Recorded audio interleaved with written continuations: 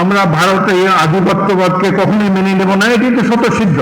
এটা বাংলাদেশের দেশপ্রেমিক মানুষ যে কোথায় মানতে, এর জন্য কাউকে নসিহত করার দরকার নেই, সেমিনারের দরকার নেই, কিছু দরকার নেই, এটা আমাদের অন্তর্নিহিত উপলব্ধি। সুতরাং বাংলাদেশের ভবিষ্যৎ নিয়ে হতাশ হবার কোনো কিছু নাই। আমাদের দেশে এই যে আবু সাঈদের মতো রয়েছে, বীর শ্রেষ্ঠরা রয়েছে, যারা জীবন দিয়ে এই দেশটি প্রতিষ্ঠা করেছে। আগামী দিনগুলো এই আবু সাঈদ নিজেরাই বাংলাদেশকে নিয়ে যাবে।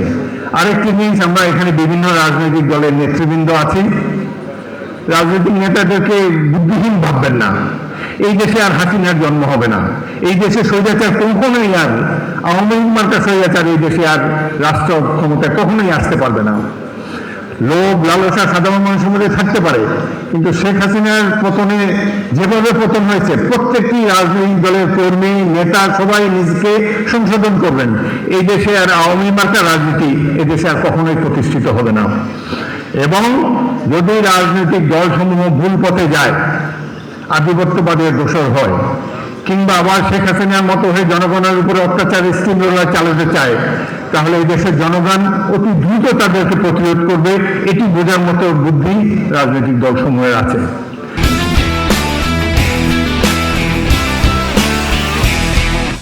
এবং আমরা এই জুলাই আগস্টের মহা অভ্যুত্থান থেকে আমরাও শিক্ষা গ্রহণ করব। প্রত্যেকটি রাজনৈতিক দল নিশ্চয়ই শিক্ষা গ্রহণ করবে। আমরা এই দেশের জনগণের রাজনীতি দেখতে চাই। আরেকটা জিনিস, 1971-এর মহান মুক্তিযুদ্ধ ছিল গণতন্ত্র প্রতিষ্ঠার যুদ্ধ। সেই গণতন্ত্র আজও প্রতিষ্ঠিত হয়নি। এটি আমাদের সকলের অন্তরের গভীরে নিহিত একটি দুঃখবোধ। সুতরাং এই গণতন্ত্রের জন্য সংগ্রাম চলতেই থাকবে। হয়তো একটি সময় লাগবে সুশাসন এবং গণতন্ত্র প্রতিষ্ঠার জন্য। আমরা সবাই ঐক্যবদ্ধভাবে আগামী দিনে সংগ্রাম করব, এই বিশ্বাস জনগণের মধ্যে থাকা উচিত।